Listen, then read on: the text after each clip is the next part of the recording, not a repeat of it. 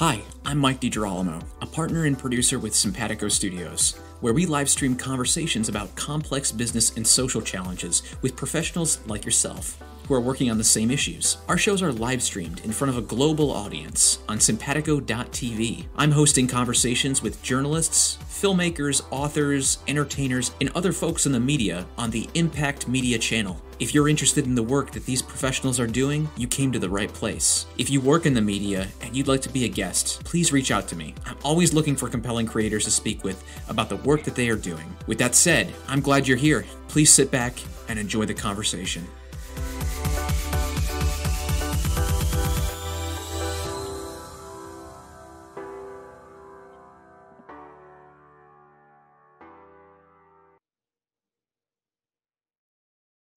Well, welcome back, everybody, to Impact Media. Now, last month, I told you all that I was going to be driving across the country in an electric vehicle and using Electrify America's charging network, and I did. And so here to talk with us about that today is Wayne Killen. Wayne is Electrify America's Director of Infrastructure Planning and Business Development. And previously, he was an electric vehicle architect for Audi of America, helping to prepare Audi for the age of electric vehicles. He has over 25 years in the auto industry in product planning and portfolio planning and go-to-market strategy. And so today he's going to discuss Electrify America's Cycle 2 timeline of their 10-year zero-emission vehicle investment plan, their milestones achieved, and their plans for the future, as well as my experience driving a zero-emission all-electric vehicle across the country and what consumers can expect from further infrastructure development. And I'm so glad to have him here with us today. Wayne, welcome to the show. Thank you, Mike. Very nice to be with you, and congratulations on that great journey. And thanks for your business too. Yeah, no, absolutely. And there's a lot to talk about. I did post the video to the episode wall so folks can watch it. But first, we're just going to talk about my overall experience, and you're free to comment and ask me questions about what it was like. We just want to paint a picture for the audience about what they would expect if they were to drive across the country. So I did it over the course of 6 days. I traveled 2,600 miles. I can't remember the exact number of stations I actually stopped at, but I believe it was around 23 to 24. And it actually, surprisingly, cost me less than it would have if I used fuel.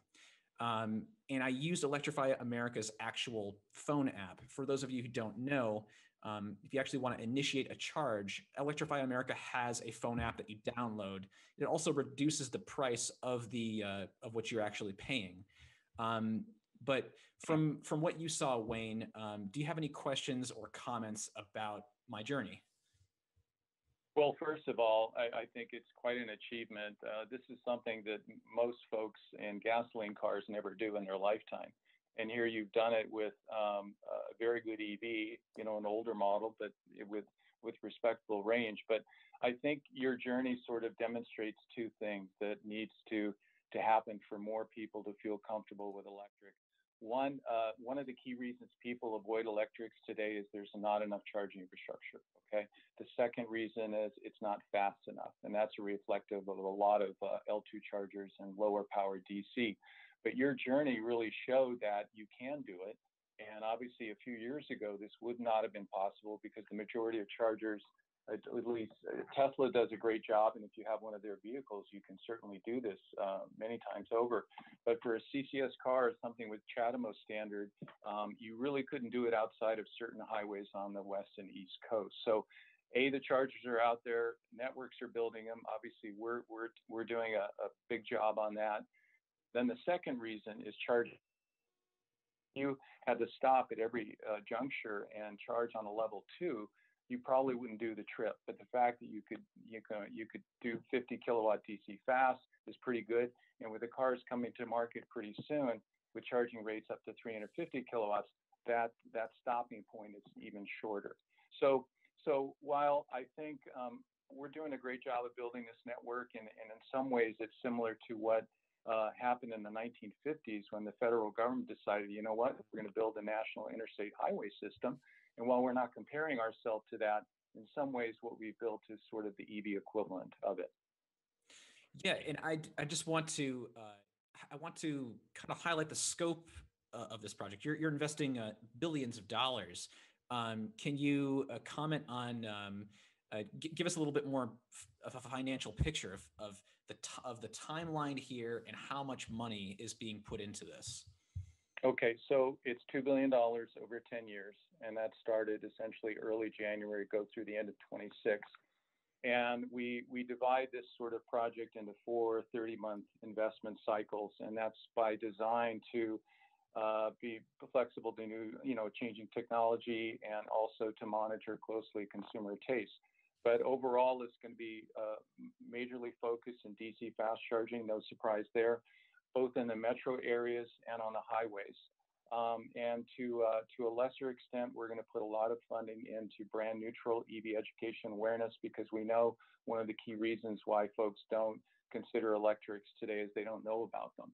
And so we're trying to be that rising tide that lifts all boats in terms of providing that education, that inspiration to take a test drive and to sample the exciting models that are out there that are getting better and better every day. So I would say early on in our first investment cycle, we really put a lot of chips on the table with the highway network. And this is similar to what Tesla did. And even though statistically most drivers will, let's say 98% of driving actually trips are 40 miles or less in a day, to know that you can go out of state, across the country even, is really critical for you feeling confident to buy an EV as a primary use vehicle, as opposed to something that just takes you to work and back. So we put a lot of effort into that first cycle to build a highway network. About 300 of the 500 sites, by the way, would be highway network. And then we're going to basically slow down on that now that we've sort of built it out and you've proven it works. And we're focusing DC fast charging on the metro areas, because statistically, that's where more folks will charge more often, to supplement what they get at home overnight. Exactly. And so let's allow me to paint a picture for the audience here about what that looked like. So I drove from Knoxville, Tennessee to San Francisco, California, which meant that I would be driving, lengthwise across the state of Tennessee into Arkansas, through Oklahoma, Texas, New Mexico, Arizona, and then on into California, mostly using Interstate 40. And so that means in practice, roughly every 35 to maybe 100 or 120 miles, there would be a DC fast charger. Sometimes it was only 50 miles away. Sometimes it was 100 miles away. But my car battery gets about 220 to 260 miles on a full charge. So I was really never, I was never too far away from a charging station. I did have to plan sometimes, because it's not like you could just go to any gas station, so to speak, but it was really not that cumbersome, because the app gives you a map where the next EA charging station was going to be. And there's other apps out there where you can find other brands of DC fast chargers. But I was always relieved whenever I came across an EA DC fast charger, because they most of the time were the most reliable and actually the quickest, charging me from anywhere from 20 or 30% battery life on my vehicle up to 80%. And so for those of you who are new to EVs, when you charge a battery, it actually starts to slow down when you crest 80%. So all of these chargers, they pretty much have like a marker that shows you how far you have till you get to 80%. And that's kind of like where the recommended like stop is. You stop at 80%, you move on to the next one. And I really never experienced any problems with that along that route across the 5-6 days that it took me. And so that's kind of what it looks like. And this is just in the cycle 2 that you guys have achieved this. And so this month in November, well, now we're in December, but last month, you guys surpassed 500 stations. Can you tell us then, what do we expect to happen as you place more? You're working on a second cross-country route as well. Can you tell us more about that, Wayne? Yeah, I will. First, I want to reflect on something you said a few minutes ago in terms of this sort of driving range between charging spots.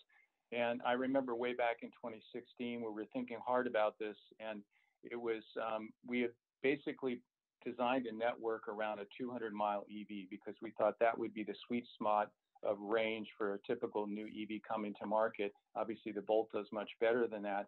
And then we thought you're going to charge the 80%, obviously, because your charging rate slows down after that, and you're not going to drive down to zero. You'll probably start at around 20. And so that 20 to 80% range is what we focused on. So essentially 60% of a 200-mile EV would be 120 miles range.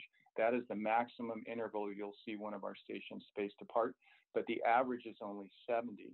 And in some areas, it's 50 miles or less on the east and west coast where we've got more EV density. So the network we've built up is really great for the EVs of today, but it's even designed for the ones of the future because charging speed is so critical.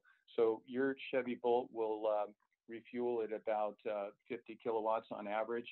On average, that's about 3 miles of range per minute that you charge.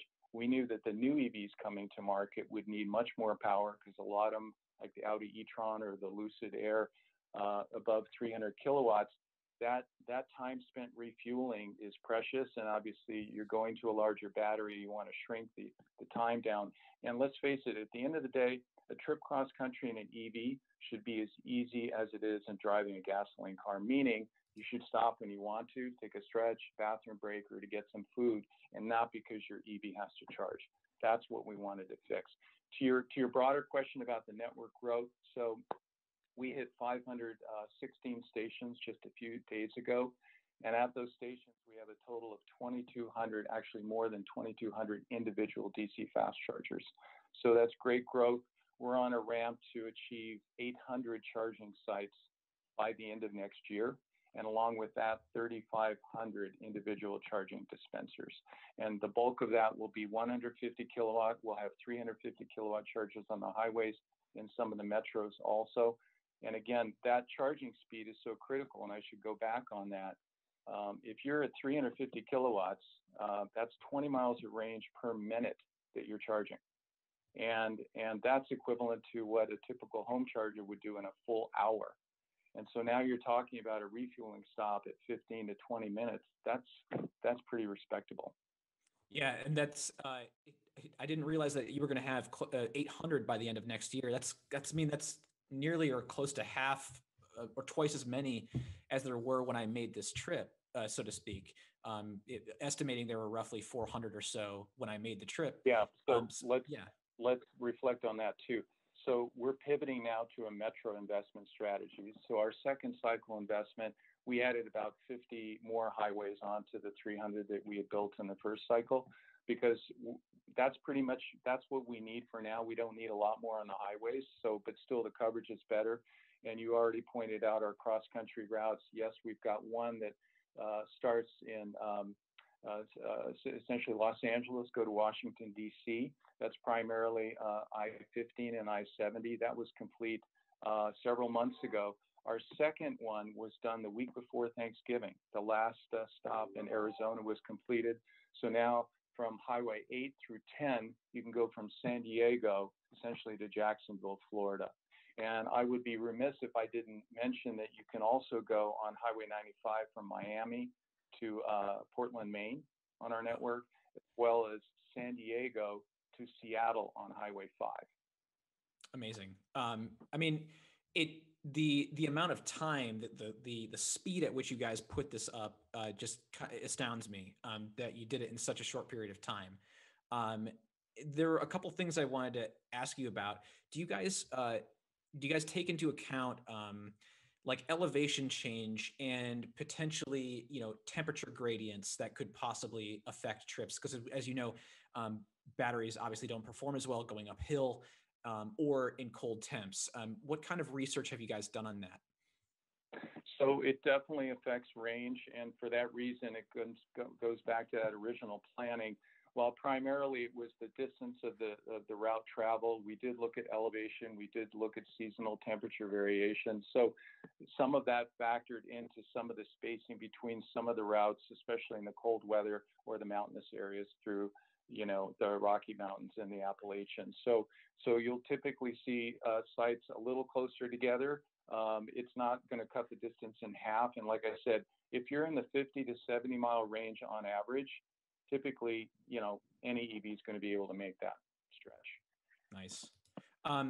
So let's then pivot to, I want to talk about your new pricing model. Why the switch to per kilowatt hour pricing in certain states? So there's several things that we've done over the last 6 months that are really upping our game. The first one is the charging app that you use that we debuted, I believe, summer of last year. In terms of finding our stations, navigating to them, starting a session and paying for it, that app's really working well. We're going to upgrade that app in the next 2 months to offer even more features and functionality. And of course, contained within that will be the new kilowatt hour pricing. So when we launched our first charging site in Chicopee, Massachusetts, of all places, it was a highway site. I was there for the grand opening, May of 2018. Very hot day, and let's just say the charger didn't work flawlessly, but it did work. We introduced dollars per minute pricing at that time. Our network was obviously being formed. The technology is new. We knew the let's just say the lowest common denominator in most states was dollars per minute pricing. Kilowatt hour pricing is preferable, and we would have wanted to do that at day one. But again, it was what could we do at that time? The reason that certain states don't allow kilowatt hour pricing is that you would be regulated like a utility. So utilities can price in kilowatt hours. Other entities cannot unless they're managed by the Public Utility Commission, which was not applicable to us. But a lot of states have come along. They've converted to kilowatt hour pricing. Our research confirms that consumers like that too, because it's the equivalent of what you would have at a gas station. You pay in gallons, not the time you spent juicing up. So in the states that offer that, we have debuted kilowatt hour pricing in September. And in the few states that don't allow it, we're still in dollars per minute. But in all cases, our pricing was reduced. We have a lot of learnings over the last year of charger utilization we've seen from thousands of people on our network. We know what the cost to deliver the energy is and where we need to be. So we actually brought our prices down. And if you are one of our app users, if you're on a subscription plan, which is $4 a month, that's 31 cents a kilowatt hour period across the country. It's a very aggressive rate.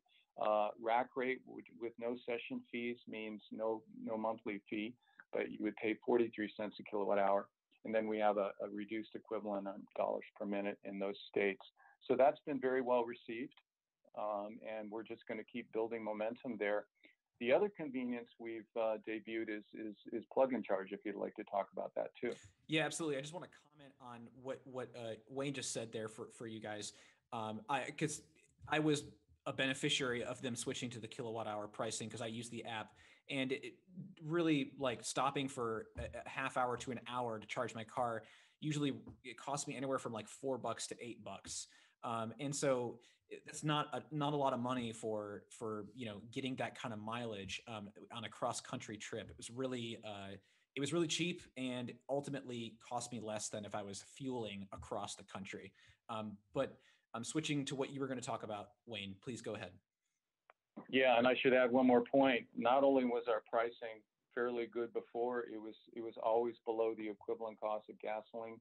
It's even further below that gap now. So that's an important thing when you're trying to get people excited about the value proposition of driving an EV. And I think the other one is, that you probably experienced as well driving across country. Driving an EV is better to begin with.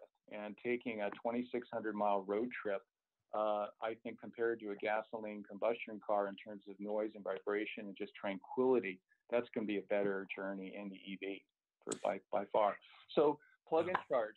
Let's talk about that. It's technically called ISO 15118. It's a new protocol, SAE approved, and essentially, Tesla offers this today. It's more straightforward because they have obviously a very defined ecosystem for their platform. It's more of a challenge when you're talking about essentially every EV in the business, whether it's a CCS or CHAdeMO charging car. But what it does is it essentially takes the car and the charging unit, and it makes them have a conversation digitally. The certificates are exchanged. They're encrypted, but what it allows is a permission access for a car to access a charger in the back end. The customer, the account associated with it, this is this customer, they have this kind of charging privilege at this network, and now it releases the charge. The benefit of that is you don't have to pull out your smartphone, you don't have to wave any cards or swipe a credit card especially. It all happens automatically, and it's much faster, and it's very secure. And right now, so our network is fully, our DC fast chargers are capable of plug and charge today. And we're going to enjoy seeing the first car manufacturers take advantage of that, which will be Porsche, Ford with the Mach-E, and Lucid next spring with the Air. So it's a great innovation, and I see more and more car companies going that direction. Is that related to the charging bundles that you offer with like Ford, Lucid, and Volkswagen? It is. It's a way to shorten the engagement time of the session starting and authenticating the back end. But yes, those cars and agreements with 8 car companies now who have joined our network, they see the value of including complimentary charging with the purchase or lease of their vehicle. Tesla's proven it for a long time. Nissan and BMW have done the same. So we want to follow that model. It's great to introduce people to this technology so they don't have questions about what's the right network to use, is my car compatible with it, and what does it cost me? In this case, it's already been figured out and it's free for a period of time. Great. I want to pivot now to the long-term plan. Let's talk about what's needed to strengthen the availability of charging, and what are some other projects you all have on the horizon to do that? Okay, so first of all, we need more charging investment, and our $2 billion is going to go a long way. We already have the largest, most powerful network in the United States, and we're going to keep building on that. But I still think more private and public sector investment is needed, especially in the metro areas, because we can't quite do it all, but we'll get a good job done. I would say there are challenges to the business case to DC fast charging today. As you can imagine, the equipment is not inexpensive. And obviously, we work with over 200 utilities alone just for our first cycles of investment. The tariff model built around EV charging is not quite there yet. A lot of utilities do a good job, but I think coming up with EV-specific tariffs in terms of the kilowatt-hour pricing and going away from what is called demand charges, which is a price premium on the electricity you pay based on the power of the vehicle that's requesting the charge. It's great if you have an office building or an industrial enterprise. It really wreaks havoc on the charging business case, and because those are costs that can't be passed on to the consumer and they have to be absorbed by the business. So I think we have to come up with better solutions there on showing utilities how EVs can really bring value to increasing load in their business, but it's got to be a compromise on what the cost of doing that business is. I think utilities could also work a little faster in terms of our construction pace at 4 sites per week on average. A lot of times we'll be waiting on a transformer of the utility, and so we can't be in business, and we want to fix that. And even states like California that are super progressive with EVs, it takes a long time to get a construction permit to do business. It should take 2 to 3 weeks. Sometimes it takes 6 to 8 months or more. And of course, that can delay a project dramatically. So I would say that those are things that could be improved. Obviously, a public DC fast charging network in the metros and highways is a great start, but that's just part of the game. Typically, for single-family homes, 70 to 80% of charging will be done overnight when the cost of electricity is very reasonable and the car is sleeping when you are. And there are a lot of companies in that business today. We've also entered that business with a new team at Electrify America called Electrify Home. And so they've come up with a really neat hardware solution, very powerful, smart and connected, along with an installation process so that 70 to 80% of the time that you don't have the right solution, we can help you with that. So it's kind of one-stop shopping. The other thing I should, sorry? So I was going to say, so you guys are now offering like level 2 charging units for homes and assistance with installing them, troubleshooting, and all that kind of jazz, right? That's right. If you go to our website, there's a section. You can see we have a web store there. We have the product proudly premiered, and along with the installation help. So it's very economically priced as well. You can check it out. The other area, I think we get a lot of inquiries and RFPs from private companies, public sector companies that want us to do turnkey charging projects for them that don't exactly align with our public charging network. And so we've set up another division there called Electrify Commercial.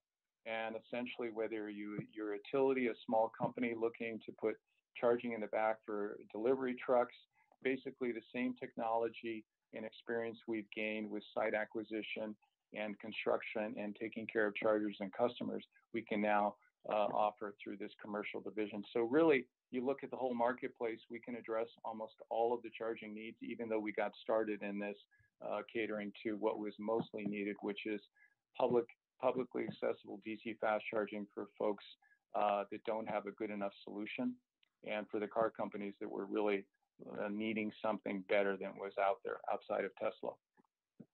And that infrastructure works, and it's encouraging to say the least. I never thought, like in my lifetime, and I'm not that old. I never thought that I would see like an electric vehicle, let alone an electric vehicle charging network that would actually function and be reasonable and reasonably priced.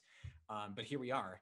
I have a question from Ken in the chat room here. He wants to know, when a gas station is decommissioned, it has to go through some multi-year remediation process before the land can be used again.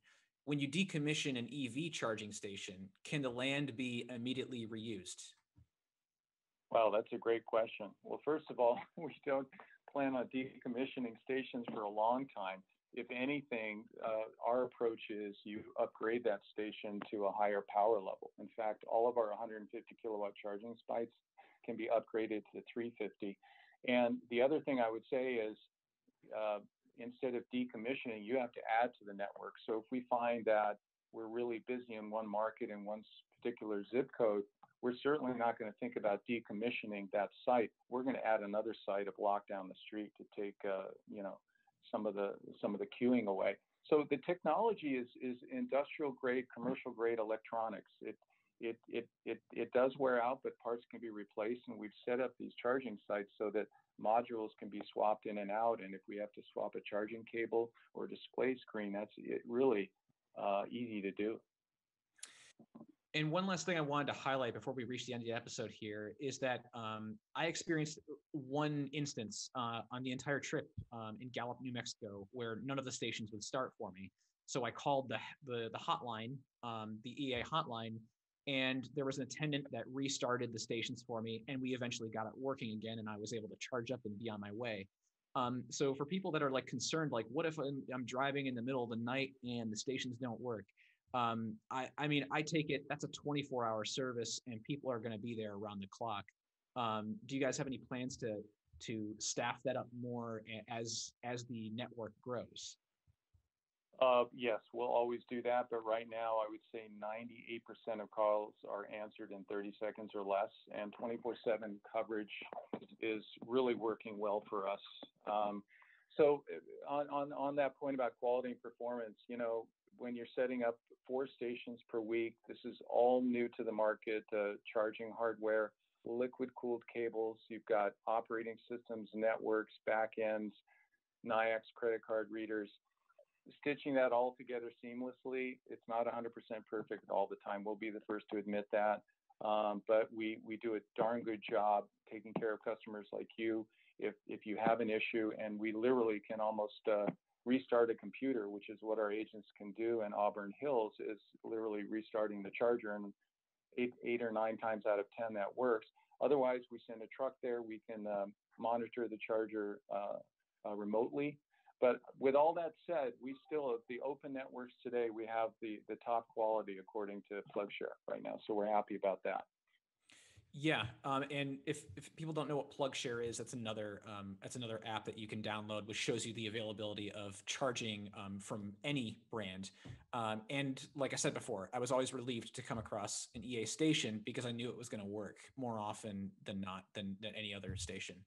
Well, Wayne, we've reached the end of the episode. If you have a moment to just stick around for a couple more questions, we're going to transition into just chatting. But this has been a real privilege, and I'm glad that you came on.